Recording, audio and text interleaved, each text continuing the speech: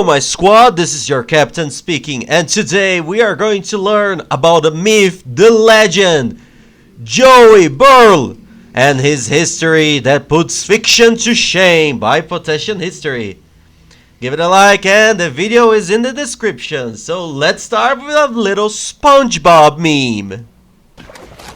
Welcome to the Salty Spittoon. How tough are you? How tough am I? How tough am I? I jumped into Normandy on D-Day.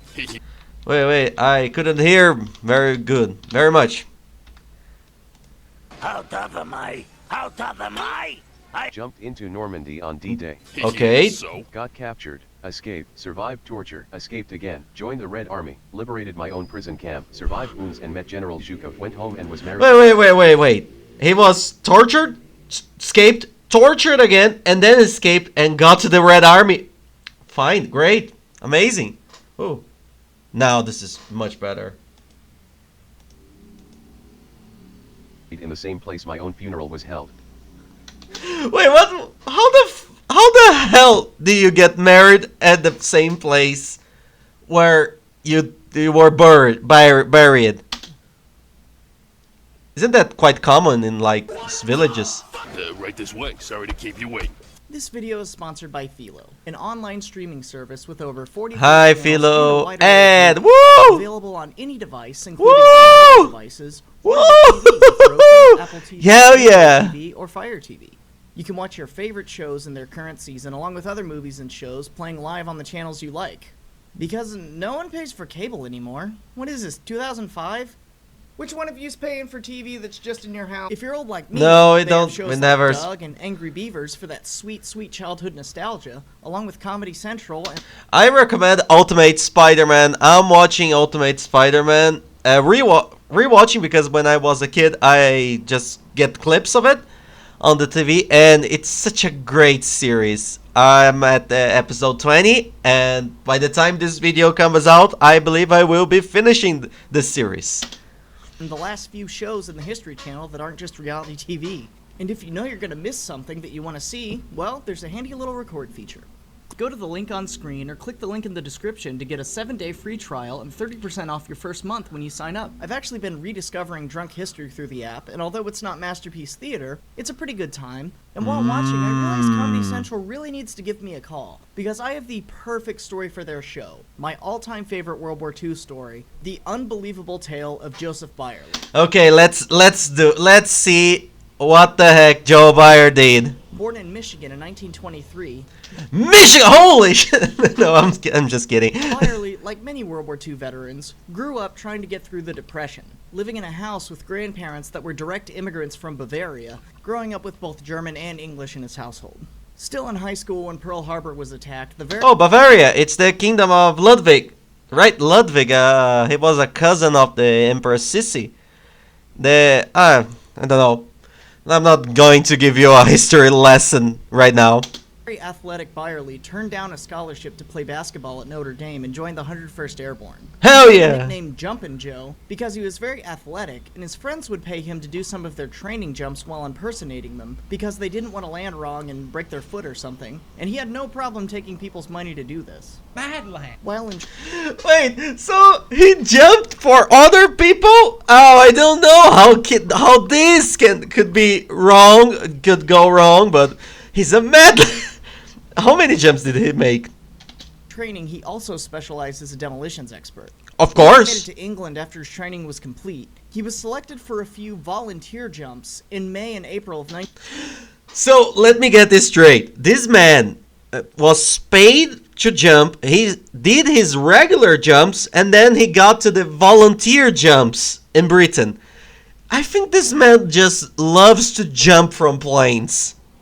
1944, where he covertly dropped into occupied France to deliver $250,000 in gold to the French resistance Whoa. as funding from the Allies. Amazing. After making it back safe both times, his first large-scale combat jump was with the 101st Airborne during Operation 101st, the Band of Brothers dudes. The Band of Brothers. Where's Lieutenant Winters? Overlord. One of the biggest problems for the paratroopers in this operation, though, was that because of all the anti-aircraft fire, the planes dropping them off were going too fast and sometimes too low to where everybody got scattered all across their drop zones. Yeah, you can see this in the Band of Brothers series, where the Lieutenant Winters just finds a bunch of guys from other battalions and regiments and just cobble together a squad, so they can go and find the others and make a resistance and fight the Germans in Normandy. Far from where they were supposed to be. Joe had to jump out of his plane exceptionally low at about 400 feet. Whoa. Landed on top of a church at Saint-Conn-du-Mont and was able to slide down off the side into a cemetery and run off into the night under German fire. After this, he was able to blow up a German power station, and while walking towards his objective of 2 bridges that his unit was supposed to take, he crawled through one of the infamous giant French hedgerows into a German machine gun nest and was promptly captured. Oh, god damn it. Poor lad. Oh. And thus begins one of the most amazing and incredible POWs The curious case of Joseph Blar, the great escape mission impossible. of the war. After he was captured, his tags were taken and given to a German soldier who, in an American uniform, was going to attempt to mingle with American troops. Oh, so they probably captured that German trooper and thought, oh, if he has his tags, boy, Joe is probably dead. And that's how he married in the same church that he was buried, or I don't know, declared dead. Troops in some kind of Otto Skurtzny style behind the lines thing that ultimately Hi, my failed, right hand resulting in skin. American soldiers finding his tags and listing him as dead. That becomes Oh. important later. After this first capture, he was marched with other POWs to a holding area in Carentan, where he received a minor wound from advancing Allied artillery. In the chaos, though, the prisoners got separated from their handlers, and as a German patrol came back to collect the POWs, he and a few soldiers made a run for it and got away, wandering the Normandy countryside for a few hours, looking for friendly troops until they were recaptured again. Oh, the sadness. Imagine this. You just escaped the Germans, and then you're just walking and blah! You're captured again. He was then sent to St. Lo, where he survived another Allied attack, this time in bomber form. Okay. Before he was taken to a monastery and questioned heavily about his German heritage and why he was fighting with the Americans. About the incident, he said, "I was interrogated 20 to 24 hours a day. They were trying to get all 20 to 24 hours? Jesus, he didn't sleep. Oh god, that's terrible. the usual questions answered. Why me as a German was I fighting for the Jews, Roosevelt, and Morgenthau against my own people? Sometime during the questioning, I called a German officer an SOB and woke up several days later in a hospital with a big headache But wait, but that was totally worth it. SOB. and a bashed head, and later I was taken back to the monastery. In reading this, I'm amazed at how nonchalant he is about the whole thing. A mad lad. Yeah, no, he's totally a mad lad. Imagine you're being interrogated 20 to 24 hours every single day, and the only response you get is, "Oh yeah, I just called in a SOB and then they punched me." Because interrogations, the German interrogations, they could be like a chill interrogations that they are just asking things, but I don't know. I had to look if did any of you guys, my squad, know if he was tortured when he was being questioned? Because even if he was just in a room for 24 hours with lights on being questioned, that's torture. That's literally torture. After this, he was put into a forced labor unit repairing railroad tracks around northern France, having to dodge even more friendly bomber raids on a regular basis. After that, he was taken eastward through France, ending up in a warehouse outside. It's so funny because he's talking about because he needed to dodge the Allies bombers, because that's really something that happened. They used POWs to construct railways, to work on factories, and sometimes you need to destroy those important spots so the enemy doesn't get more supplies, and you unfortunately killed fellow soldiers, fellow allies. That's a sad reality of war. Of Paris, and eventually in Stalag 11A in Limburg, Germany, where he was finally able to write home, surely to the surprise of his family who had been told he was dead, and was registered as a POW, where this jewel of a photo was taken. Oh my god.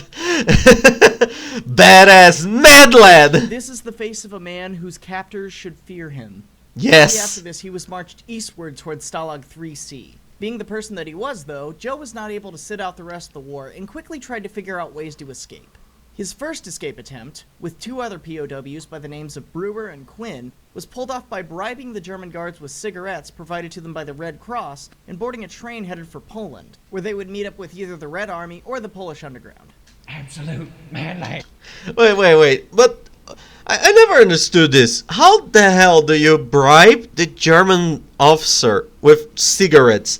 I know, but didn't they receive cigarettes from the German army, and also they didn't receive like cash, like their payment, so they could buy the cigarettes? I don't know. Maybe I don't smoke, guys. I don't know. I know it's addictive. I treat a lot of patients that smoked for their whole lives. Don't smoke, please don't smoke. And maybe they just found a German soldier that was really addicted to smoking. Their hopes were dashed quickly, though, as when the train stopped, they realized they had boarded one headed for Berlin, in what I imagine had to be the biggest oh shit moment in history, and they were soon found by the Gestapo, where they were tortured and interrogated for the next week. Well, I'm surprised that the Gestapo didn't kill them, because imagine this, you just found out 3 American troopers in Berlin. They are probably spies. It was decided that they were going to be shot as spies, but Oh, before yes. this happened, the army reclaimed them as POWs. Once back in the hands Oh my god, that's such a lucky.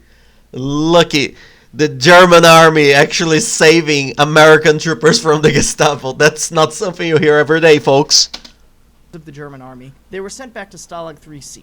However, upon returning, they heard on a contraband radio that they kept secret about how the Soviets had smashed through Army Group Center and were getting fairly close to the camp where they were being kept, really only a few days walking distance away. So the trio attempted their escape again, this time sneaking out in empty food containers leaving the camp. Well, they could have digged out some tunnels like in The Great Escape. Guys, actually watch The Great Escape. It's a great movie. It's an amazing movie. However, on the way out, the cart or whatever they were on tipped over to where they had to make a run for it, with Oh. only Byerly getting out alive, heading towards the Russian lines. After some walking, he ran into a Russian tank unit where he identified himself as an American, and instead of asking to be taken to the rear and trying to head home after his long, harrowing journey, the Mad Lad asked if he could fight alongside them. Apparently, 3 combat jumps, multiple prison camps, torture, and a narrow escape weren't enough for him, and he had to see what the other Oh, so he was tortured. Oh god. Poor lad, poor lad. front of the war was like too before he was done. Mad lad! First Russian Oh! officer he asked promptly said no to his request, but upon going to the battalion commander, who was actually the rather famous Alexandra Samusenko, Oh, I believe if you watch the movie KV9, I believe it's the name of the movie. She's one of the characters, and yes, she was a tank commander, a woman tank commander. Actually, in the Soviet Union, they had a lot of women in combat roles. There were a bunch of snipers that they were women, and if you play, if I'm not mistaken, Call of Duty 2, and the Russians missions, you can find actually some women soldiers, and that's such a cool thing to learn in history. the only female tank commander of the 1st Guards Tank Army, Yeah. who became well known for exploits at Kursk, his request was granted and he was able to fight alongside them. And apparently it was a very informal kind of shrug and a nod from everything that I've read. Just kind of like, oh, you want to kill more Germans? Yeah, okay, sure, hopping back. Well, we're not going to waste resources getting him to the back if he wants to kill Germans. Come on, man! Joe fought with him for about a month, putting his demolitions expertise to Aye. good use, and freed his previous POW camp Stalag 3C in the process. Mad lad! Wounded, though, and taken to a Soviet field hospital, where none other than Field Marshal Zhukov came to see him after Oh my, Zuko, isn't that the guy of the meme that just throws out his medals because he had so many freaking medals in his body? The Death of Stalin, I believe that's the name of the You're movie. hearing the strange story about an American fighting in his army. I swear to God, this whole story reads like World War II fan fiction. It's just too much. After Yeah, it totally. Oh, I just got out of the German prison camp, and I just found the only tank commander of the first guard of the Soviet army. And then when I got to the hospital, Zhukov was there, the guy who had more medals than bones in his body. telling his tale to Zhukov through an interpreter, he was ordered back to Moscow to be taken home and given a piece of paper the following day by one of his officers who told him, "You don't need to know what it says, but it'll get you any place you want to go." And he found his way back to the U.S. Embassy. There were still a few more issues for him, though, as when he got to the U.S. Embassy, both the Americans and Soviets were suspicious of him because, according to their records, Joe Byerly was dead since his tags had been found in Normandy. And he was kept under guard until his fingerprints were able to be used to verify his identity out of... Oh, that's such a cool concept, because even back in that day, they had fingerprints to compare it. That's such a cool, because I always think about fingerprints, the DNA samples as a more modern thing, but no, even back in World War II they had fingerprints. fear of him being a spy or something. Yeah, Joe totally. returned home in April of 1945 and was able to spend VE Day with his family. When Oh. he came home, he found that because they figured he was dead, there had been a full service for him in the town's church, and he would later get married by the very same priest who did his wake in the very same church that his funeral was in. Joe remained active in veterans organizations throughout his life and was recognized by both President Clinton and President Yeltsin in 1944 at the 50th anniversary of the D-Day landings, completing the strangest medal set of any person in World War II. That's such a cool thing, because he was recognized by both Russian and the US. That guy, it's a mad lad! Joe passed about 10 years later, but was around long enough to contribute to Thomas Taylor's biography about him. Oh, 2004. We lost a great man. Thomas Taylor, who was the son of General Maxwell Taylor, who was, in the final twist of this crazy and incredible story, the commander of the 101st Airborne Division, Byerly's old unit, while he served in World War II. Please, for the love of God, someone make a movie about this. God damn it, Hollywood, get Spielberg on the phone. We need to make a movie out of this. Thank you to Philo for sponsoring. Okay, well guys, squad, this man is awesome. Oh my God, leave it a like for Potential History, because that Joe Burl, he's amazing. Well, Captain out, and bye bye.